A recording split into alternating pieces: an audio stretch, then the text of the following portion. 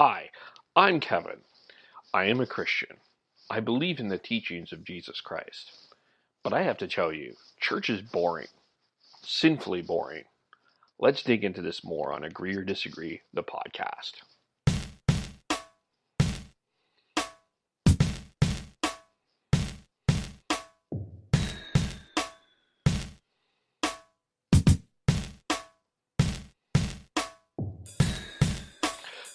It is the controversial podcast that forces you to think differently and connects you with your community. We meet every Wednesdays and Thursdays, although today is Thursday. We did not record a podcast yesterday. We'll get into that a little bit later on. But my name is Kevin Olenek. You're listening on this podcast right now, Spreaker.com, Kevole. You will also be able to find this podcast on Podbean at A or D the podcast. You can add me as a friend on Facebook, Kevin Olenek. Like, Agree or Disagree the podcast on Facebook. Follow me on Twitter at Kevole. You can see me on Instagram at Kevole. Subscribe on YouTube, Kevin Olenek. And also find me on Patreon at Kevole. Last Sunday, I wrote something on my Facebook, and I talked a little bit about church. And I made the statement that I found church boring. And I wanted to dig into this a little bit more. I'm going to read a little bit more of what I said here. And I got a lot of responses on this, and I want to kind of dig into a generalization of the responses to this as well, and where we go from here. It did get a lot of reaction, which isn't surprising, because I do think that there's something about this concept of church that I think either A, resonates with people because they value what that experience is, or B, are really bothered by how this experience is and want something different, or view something different as well. So we'll get into that. I'll read a little bit more of what I said. And yes, I did start with, my name is Kevin. I am a Christian. I believe in what Jesus teaches, but church is boring, sinfully boring. And it doesn't matter where it's been. I've spent most of my life in Calgary. I lived here in Vancouver. I found I'm having the same struggle with church. I'm feeling the songs are repetitive. And when I talk about repetitive, I feel like it's not only the which songs, but I also kind of feel it's the same songs. It's like it's like the radio, where they pick some of the top hits. It feels like the same thing and the same style. And I found that the messages have been quite consistent. And I feel a bit, in terms of the social scene, a bit of the same small talk. They don't get really into the heart of any issue. We keep talking about the same thing. How was your week? This, that, and the other thing, but kind of hearing, but not really hearing. Waiting to hear if someone else more interesting is going to talk to you. Sometimes I've noticed that. I'm going to be brutally honest here if you haven't noticed. So this has been my experience. And maybe this isn't your experience, and maybe you have a much different experience, and we'll respond to that as we go forward. But that's been some of the things I've been dealing with. Just a lack of feeling like value. And I also precurse to saying I've made some great friends at church. I've even made great friends here at the churches here. But I've also have noticed a pattern. It just feels to me stagnant, a bit repetitive, and a bit uninteresting. And I know that sometimes it can add a little bit of flair here and there to things, and yeah, that's good, but it just still has personally, I have found, continued to be stagnant for me personally. One of the things that bothers me, or one of the things that fascinates me, is there is so much creativity in a congregation, or so much creativity in a church group, that it feels limited to musicians and public speakers. And music is important. I'm not going to dispute that. I think a lot of people, if you survey people on church, a lot of them go because of the quality of music. So I'm not going to dispute that. But there are other things that a creativity out there. And to be fair, one of the churches that I go to has an arts month.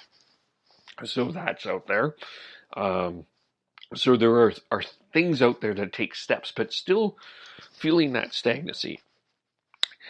And the same formula of service. It's not even that church, the group. It's not so much about that. It's about the layout.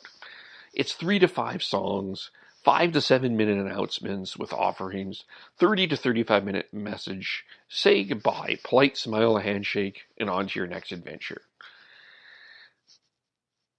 And I just wonder, been wondering when I wrote this, what about some other things that we can try? And just try some things that are a little bit different.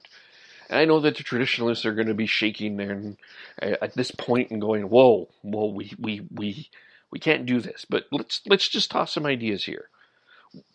What would hurt to have, instead of a sermon, a debate between one perspective and another? Whether that be quote, Christian, and I'm using that in air quotes, to a non-Christian perspective, or even some different perspectives within the Christian community. What would hurt from that? I don't know. What about more plays or short films? Like, the acting community in the Christian church and those that are in the theater community seem to be buried down in the middle of like in the sand somewhere. Those that act and perform that are not musicians but are more in the acting. I've never seen that. I'd like to see more of that. I think that there's a lot of impact. I mean, we go to movies. Many people go to movies, and they're obviously impacted. It's just a different way to create a visual story. I don't understand why churches don't. I don't see churches try that more. Except, well, and you're going to respond. Somebody respond, well, we have the Easter and Christmas special. Can we try something other than the Easter or the Christmas special? Someone just try something different. Or a dance. There's people that dance out there. And I know that's a little bit more encouraged over the years. But, maybe more. I even suggested a cooking class. Because food is a big topic. It's a huge topic of what people eat and what they don't. And it would be a lot of fun, I think, having a little bit of a cooking class. Maybe a little messy, but it's something that would be a lot of fun. Just things that are different. And even a tougher part, and I imagine that some of the traditionalists are going to shake out here. But let's hear from someone not in our faith tradition. Let's hear from the Muslim. Let's hear from an atheist or whatever faith that you want to bring. Let's hear what they've had to say or what their perception is. Let's remove some myths of what we think should be, we've assumed is believed by the church and has been taught, and what actually is. Because sometimes I gotta tell you, there's been some disconnects that I've found in my walk. It's not necessarily what I've heard Christians have said that certain people believe, and what they believe is different. And even a tougher part of that, what some think of what we have portrayed in Christianity. And hear from them about, some of them have had, let's not beat around the bush here, some have hurt really bad.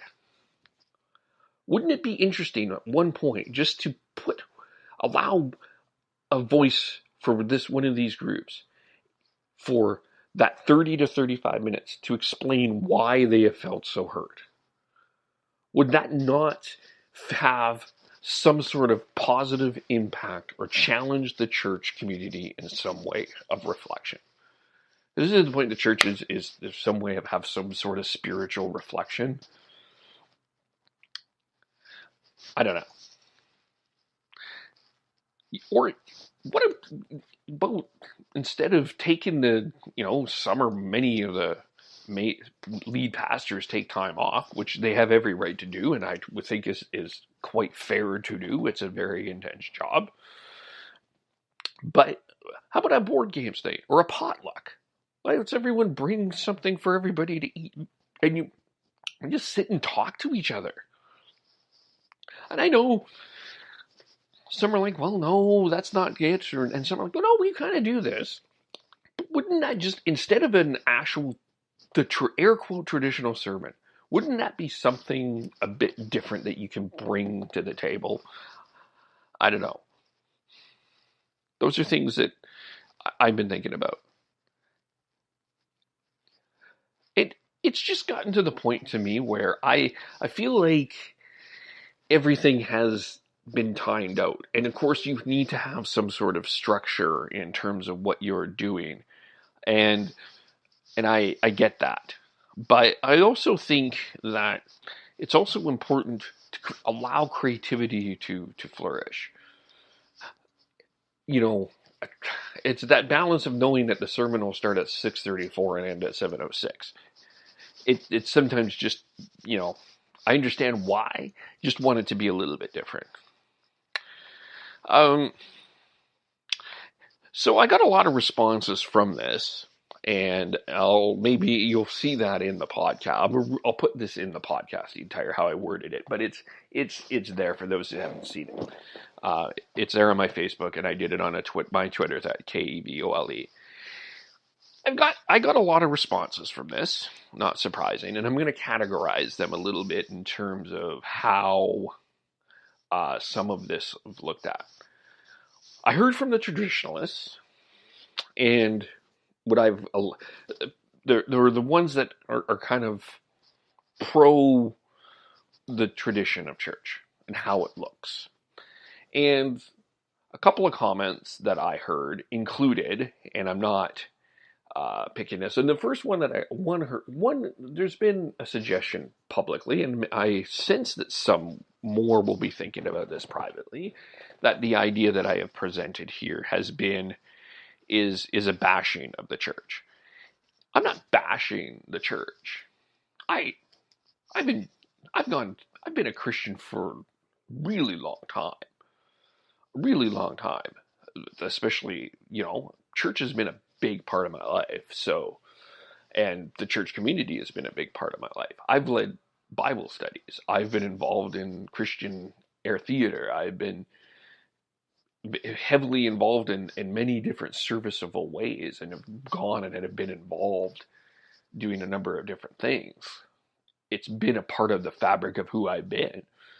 So I feel that I come from a place of speaking of passion and concern, not bash.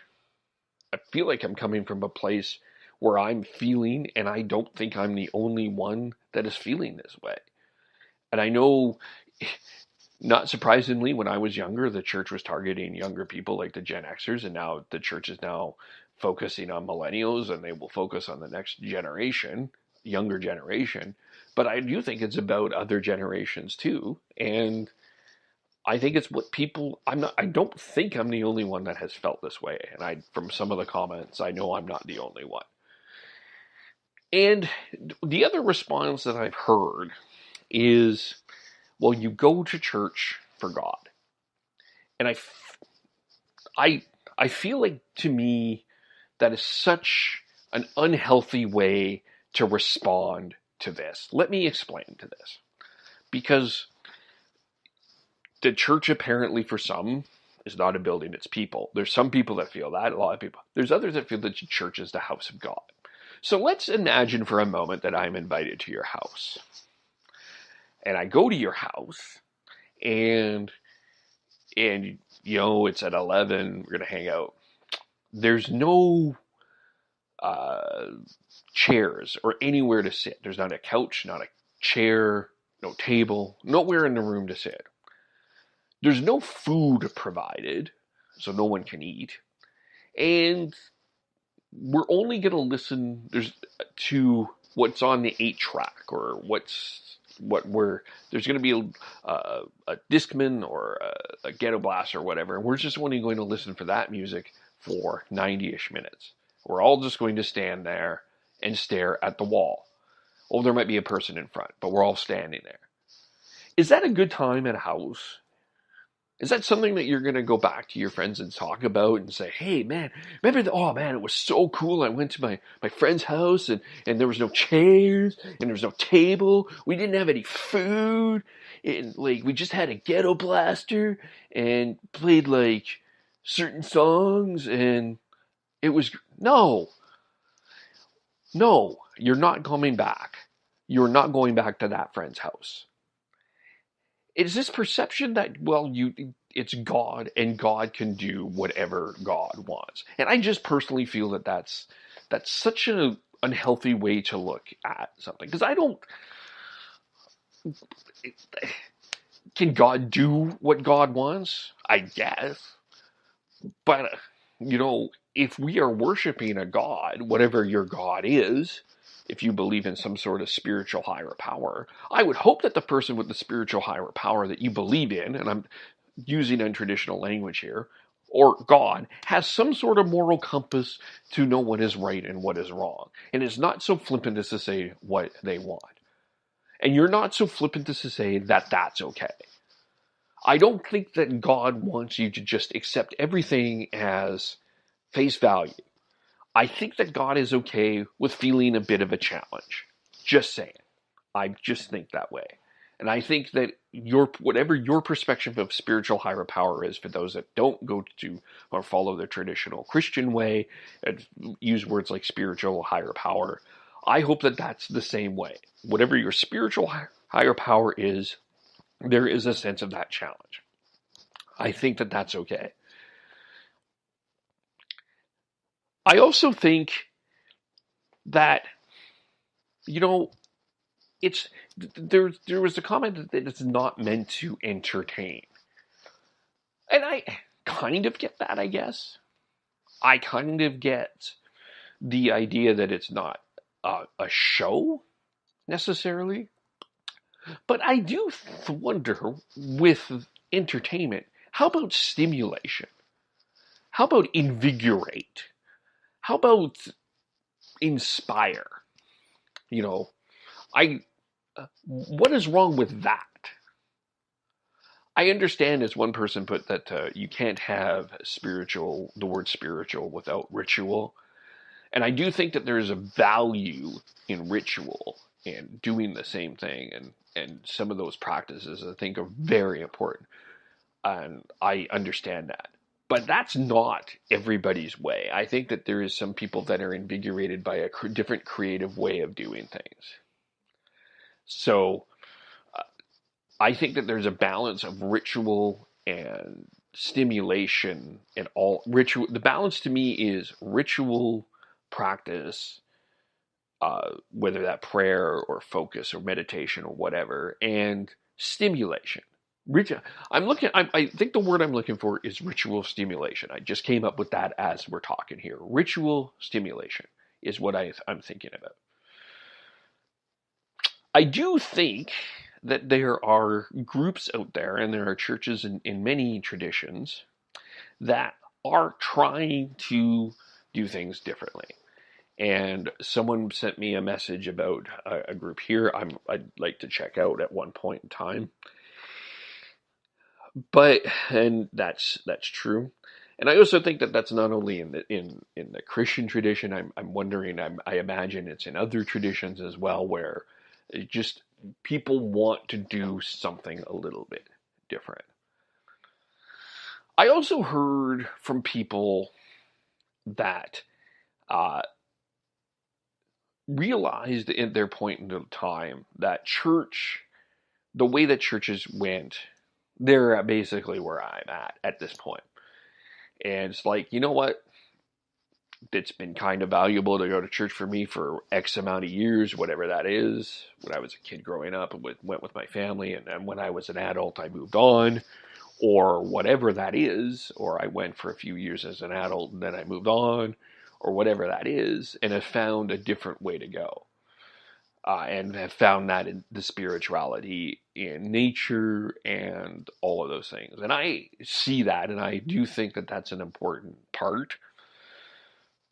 But I do think also about, and my struggle with this, to be open about this too, is I do value the power of community. I'm not a super extrovert. I used to be way more extroverted when I was younger than I am now. I think I come across a bit more of an ambivert. I think I would describe myself as an ambivert, bit of extro, bit of intro, depending on the situation. But I think there's power in one-on-one conversation and power in good conversations between each other and strengthening each other through that community. And that's part of what I do on Facebook, or why I love doing podcasts, is because of that, for sure. And I do think that there's strength in growing in that. So I don't want to lose that aspect of it.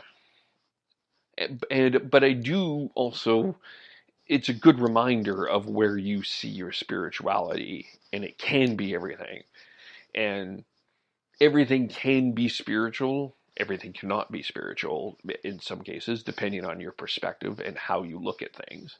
But I do think that there's a power in strong, healthy community. And I do think that that's important.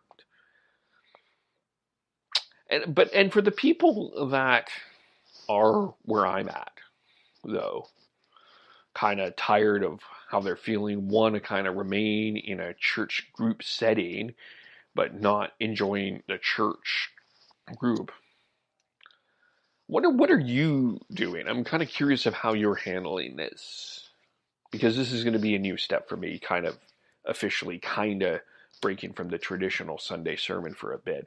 And I'm going to be interested to see after this what it's going to look like.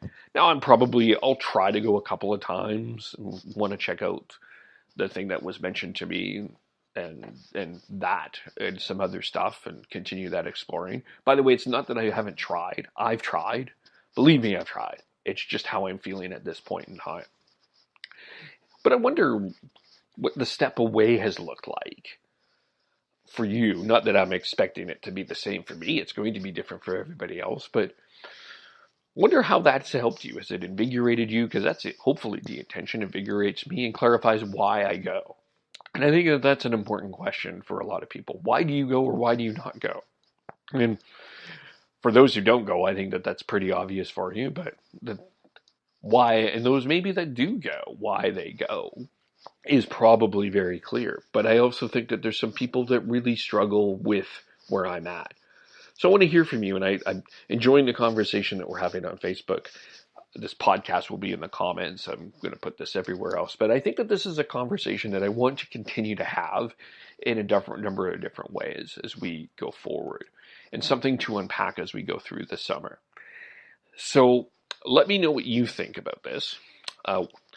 This Thursday, today is going to be a busy day. We're going to be recording. This is the first of 3 podcasts we're going to be recording. So just to give you a heads up of some other things that are coming up, will be talking to an author named Candace Platter. She has written a book about addiction and how you can love an addict as well as loving yourself. So is this possible? We'll talk about that. We also have a podcast summit coming up in Edmonton called Pod Summit. I think it's the first or second, can't remember, but Ernest Barbaric, many of you in Calgary will know Ernest Barbaric, but we're going to be chatting with him about Pod Summit, talking about that. We're also going to be talking a little bit later on about a couple of other things that are coming up. Instagram with Leah Hammond. We're going to be talking about marriage and how it looks like. We're going to have an interesting conversation about that coming up later on as well. So again, follow on the channels. You're listening on this at Spreaker.com, KEVOLE. Also, I forgot to mention SoundCloud.com, KEVOLE. And of course, you can find me on YouTube, Kevin Olenek. Add me as a friend on Facebook, Kevin Olenek. Follow me Twitter, KEVOLE. Like, agree or disagree the podcast on Twitter as well, or on Facebook, Instagram, KVULE, Patreon as well. Thanks again for listening. We hope you have a great rest of your day. Bye for now.